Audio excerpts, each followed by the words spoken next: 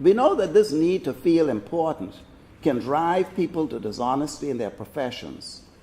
And so sometimes when people feel they're not really up to scratch, they try to be clever and shrewd, and they try to cut corners to succeed. It can even lead to murder and other unsavory behavior.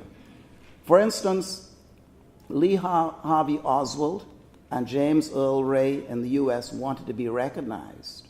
They killed an American president and a civil rights leader just to prove that the world was wrong and not taking them seriously. They wanted to show us that by murdering national figures, they were powerful enough to change history. In other words, they were looking for recognition. They said, if I can't get it one way, I'll get it another way. But there's another world, the world of faith. So there's a world, I guess you can say, the man-made world, where we build up our own rules by success and failure. And there's the unseen world, the world of faith, the world of the Spirit.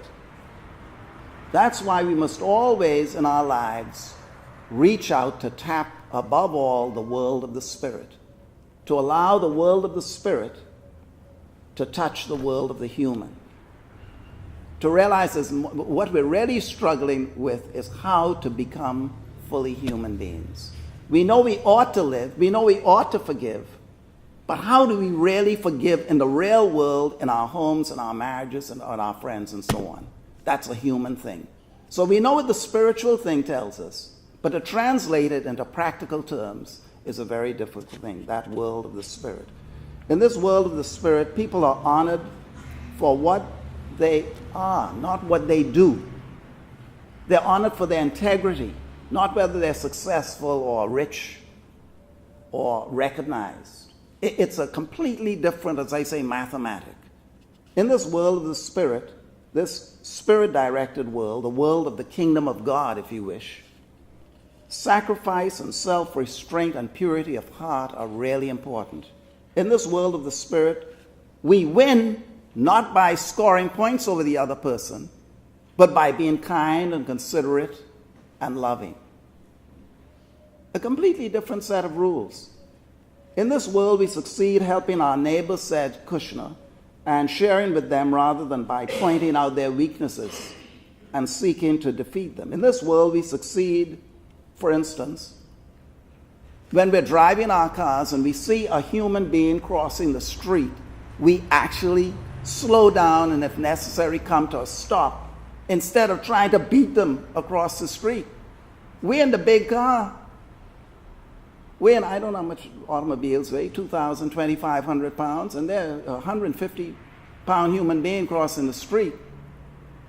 So that's the kind of world we try to live in, where we are considerate to people around us. And especially if we're driving, just to give an example, we stop for black males. Very often when I stop, and I have my own faults with driving, like all of us, we get caught up, and I stop for a black man or a young boy to cross the street, they're so stunned. They don't know what to do. Because it seems nobody stops for black men to cross the street. We let the women and all that, certain people cross. But you say, oh, that guy, he can get across.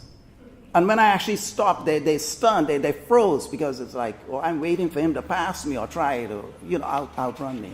So what I'm trying to say, in those simple ways, that's the world of kindness and consideration coming into play. Rabbi Kushner proceeds to demonstrate how many successfully we and people try to negotiate between these two worlds. There's a subtitle to that book, Living a Life That Matters, that says the struggle between conscience and success. That's what life is all about. The struggle between doing the right thing, what our conscience tells us to do, and trying to be successful at any cost.